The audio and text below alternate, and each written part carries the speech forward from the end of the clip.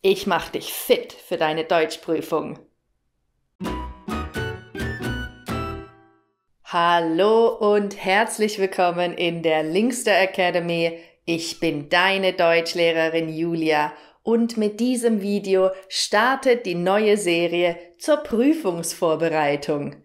Wir schauen uns verschiedene offizielle Deutschprüfungen auf verschiedenen Niveaus an.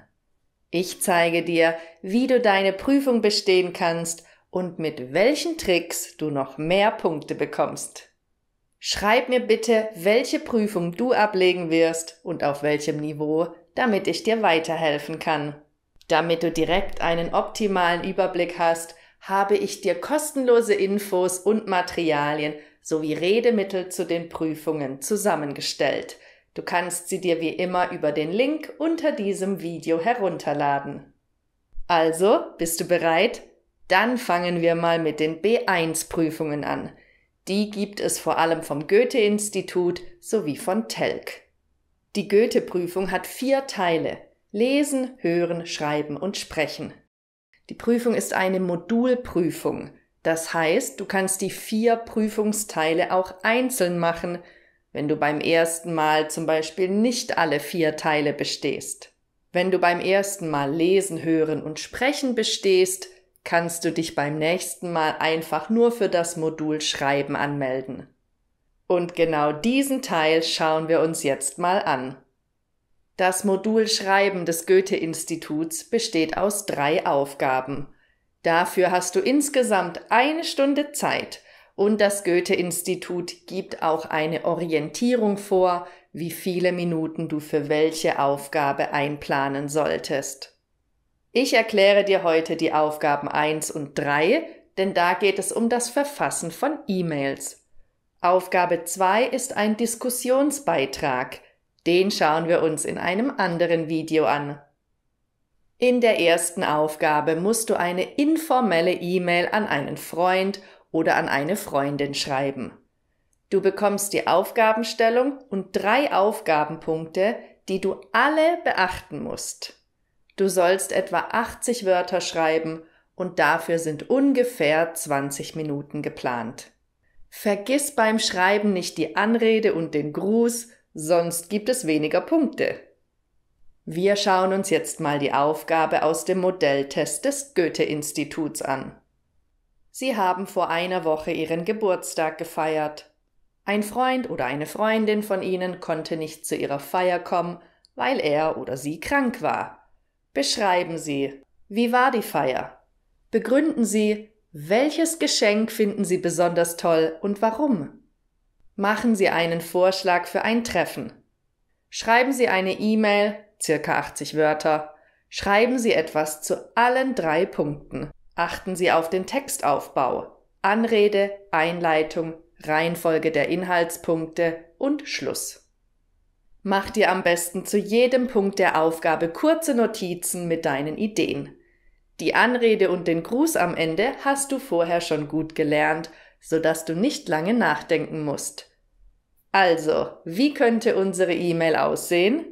Ich lege einfach mal los und schreibe an meine gute Freundin Anna. Liebe Anna, wie geht es dir? Es ist so schade, dass du letzte Woche nicht zu meiner Party kommen konntest. Ich hoffe, du bist wieder fit? Die Feier war einfach toll, auch wenn ich dich natürlich vermisst habe.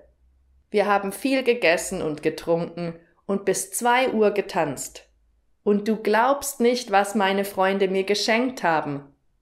Alle zusammen haben mir eine Konzertkarte für meine Lieblingsband geschenkt. Das war echt die beste Idee. Ich habe mich so darüber gefreut, weil ich dachte, dass es keine Karten mehr gibt. Es gibt noch so viel zu erzählen. Wann können wir uns treffen? Hast du am Samstag Zeit? Ich würde dich gern auf Kaffee und Kuchen bei mir einladen. Schreib mir bald. Liebe Grüße, Julia. Na, wie findest du meine E-Mail?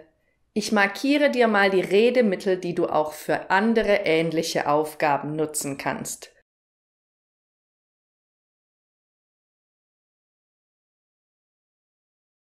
Du findest die komplette Übersicht der Redemittel aller Niveaus übrigens in den Gratis-Materialien zum Download unter diesem Video. Achte auch auf Kleinigkeiten wie ein Komma nach der Anrede und dass du danach klein schreibst. Nach den Grüßen am Ende schreibt man übrigens kein Komma, das machen auch viele Deutsche falsch. Kommen wir jetzt zur dritten Aufgabe des Moduls Schreiben. Auch hier sollst du eine E-Mail schreiben, aber diesmal soll es eine halbformelle, kurze Nachricht sein. Die geht an Leute, die du kennst, mit denen du aber nicht befreundet bist. Das kann deine Lehrerin, dein Chef oder deine Vermieterin sein. Der Unterschied zur ersten Aufgabe ist, dass du diese Person siehst, also sie sagst. Außerdem ist diese Nachricht viel kürzer, du musst nur ungefähr 40 Wörter schreiben und hast dafür 15 Minuten Zeit. Wir schauen uns mal die Aufgabenstellung an. Ihre Kursleiterin, Frau Müller, hat Sie zu einem Gespräch über Ihre persönlichen Lernziele eingeladen. Zu dem Termin können Sie aber nicht kommen. Schreiben Sie an Frau Müller. Entschuldigen Sie sich höflich und berichten Sie, warum Sie nicht kommen können. Schreiben Sie eine E-Mail, circa 40 Wörter. Vergessen Sie nicht die Anrede und den Gruß am Schluss.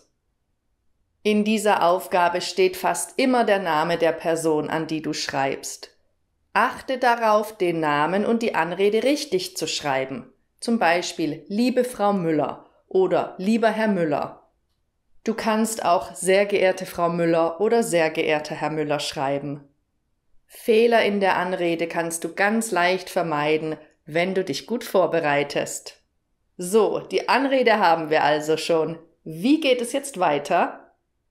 Liebe Frau Müller, vielen Dank für die Einladung zum Gespräch über meine Lernziele. Es tut mir sehr leid, aber der Termin passt mir nicht. An diesem Tag habe ich einen wichtigen Arzttermin, auf den ich schon lange warte. Könnten wir einen neuen Termin vereinbaren? Das wäre toll. Mit freundlichen Grüßen oder viele Grüße oder herzliche Grüße, Julia Brot. Wie in der ersten Aufgabe markiere ich dir die wichtigsten Satzteile, die du in der Vorbereitung lernen kannst, um in der Prüfung viele Punkte zu bekommen.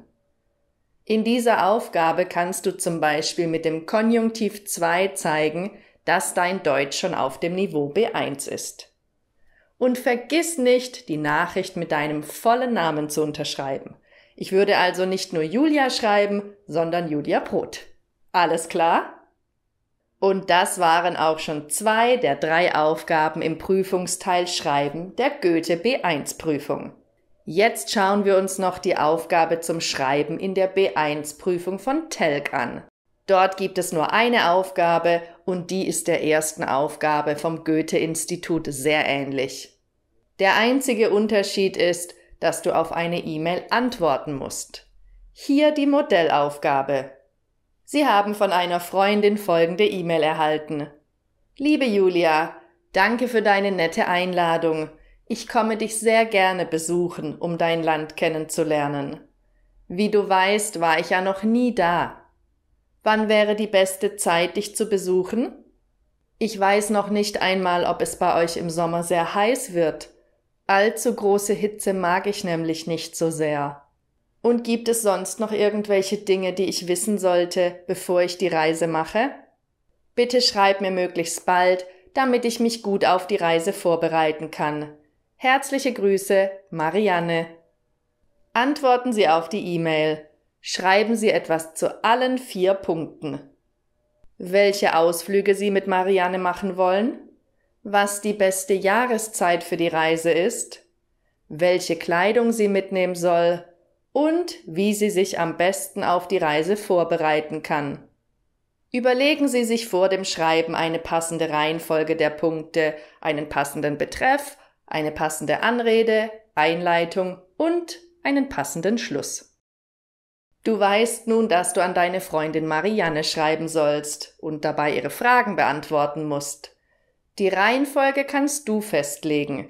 Aber es ist wichtig, dass du keinen der Punkte vergisst, wenn du die volle Punktzahl erreichen möchtest.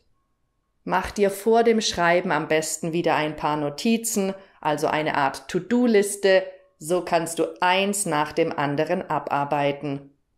Ich antworte Marianne jetzt und stelle mir vor, dass ich in Berlin lebe, also in der Hauptstadt Deutschlands.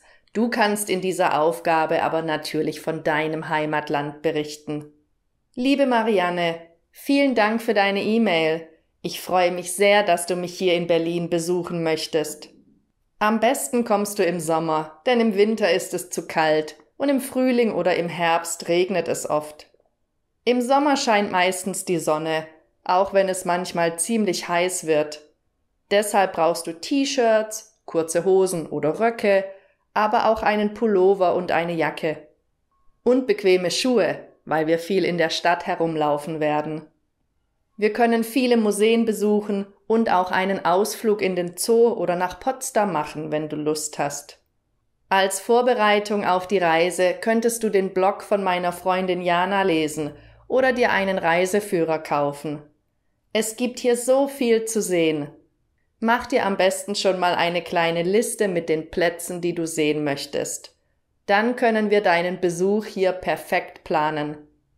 Ich freue mich sehr auf dich und warte auf deine Antwort. Viele liebe Grüße, Julia. Na, wie findest du meine E-Mail? Gut, oder? Habe ich alle Punkte in der Aufgabe bearbeitet? Ja. Ich markiere dir wieder die wichtigsten Redemittel, die du für diese Aufgabe lernen kannst, und wie gesagt, du findest sie in den Gratis-Materialien zum Download. So, jetzt weißt du schon einiges über die beiden wichtigsten offiziellen B1-Prüfungen. Welche Aufgabe findest du am schwierigsten? Schreib mir gerne einen Kommentar und beim nächsten Mal schauen wir uns noch die Aufgabe 2 der B1-Prüfung vom Goethe-Institut an.